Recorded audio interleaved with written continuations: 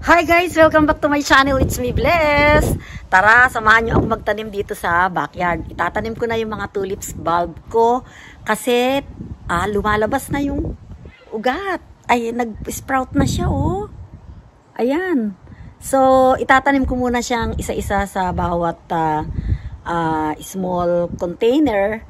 And then, pagka lumaki na siya, ay ililipat ko na lang dito.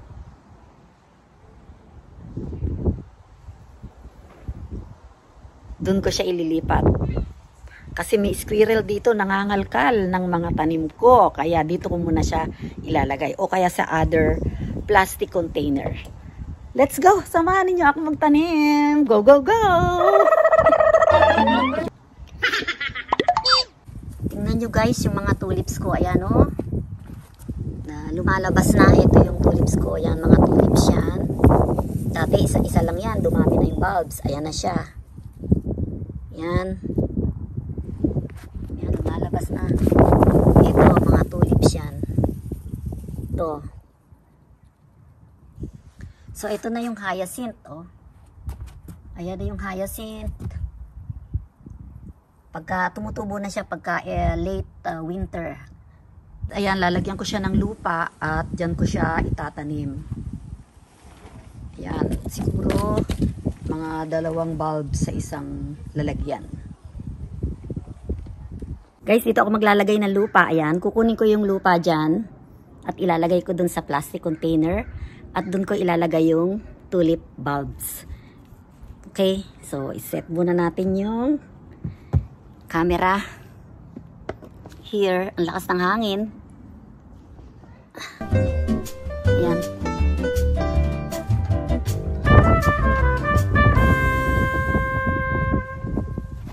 Guys, is it too late to plant tulip bulbs in February? They thrive in colder climates, but in the magic of indoors, you need to mimic a winter chill if you decide to plant them in February. It would be best if you put the tulips bulbs in the crisper in a paper bag before planting them.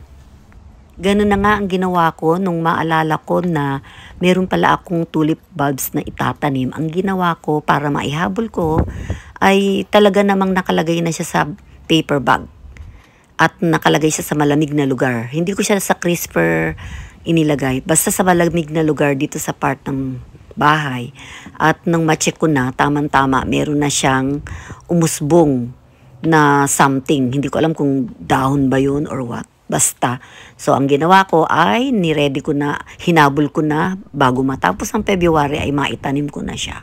2 bulbs, bawat isang container. That's it.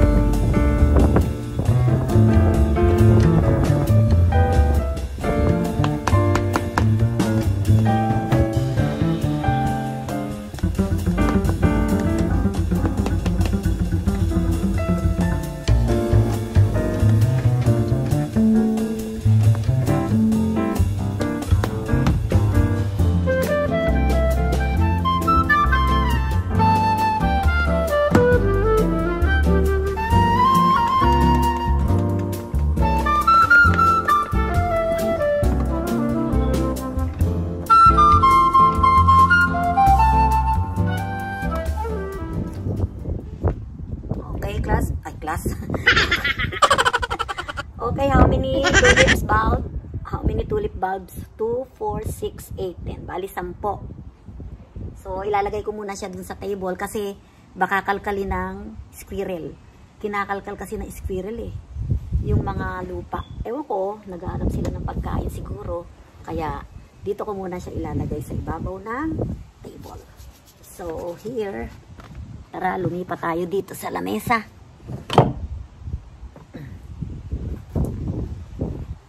Mukha ng bruha yung buho ko kasi ang lakas ng hangin.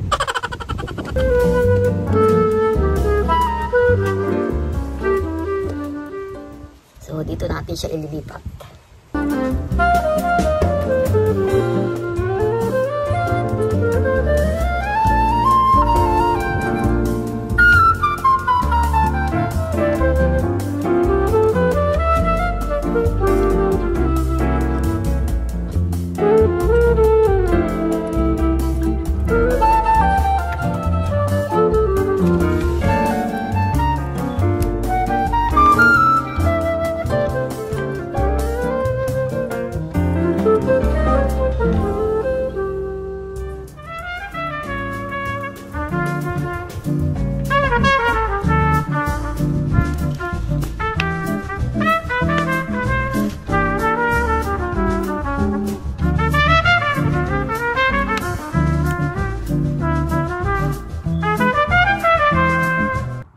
Tapos, didiligan natin. Kuha tayo ng tubig. Diligan natin, ha?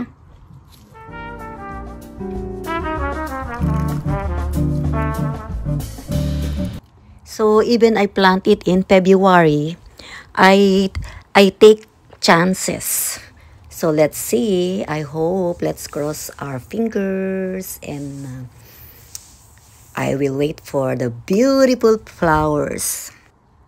Guys, konti lang inilagay kong tubig kasi moist naman yung soil. So, tomorrow again, didiligan ko uli siya. Okay, thank you for watching how I plant my tulips, my tulip bulbs. At hindi pwedeng maraming tubig dahil baka mabulok yung tulip bulbs. Guys, thank you for watching. See you again next time. Please subscribe, like, and share. I love you, subscribers. Mwah, mwah, mwah. Bye. Keep safe always and God bless. So guys, I therefore conclude that even you plant tulip bulbs in February, it will still give you a beautiful flowers. But kailangan lang sa tamang pag-aalaga. Okay?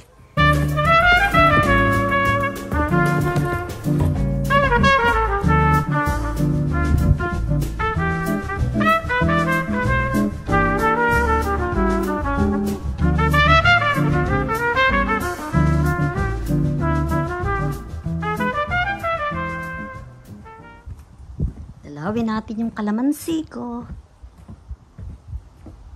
Alam niyo, ang kalamansi pala mahilig sa tubig. Kaya pag mula nung nag-uulan, ayan, dumami yung bunga. Ayan, oh. Dumami yung bunga niya.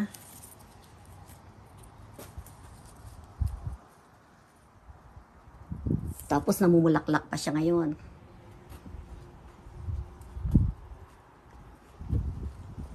Yan, daming bulaklak.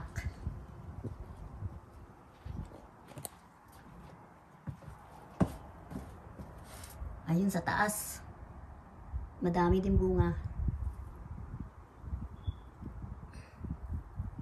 Dito sa baba, na-harvest ko na, kaya meron naman mga bulaklak. Yan ang mga bulaklak.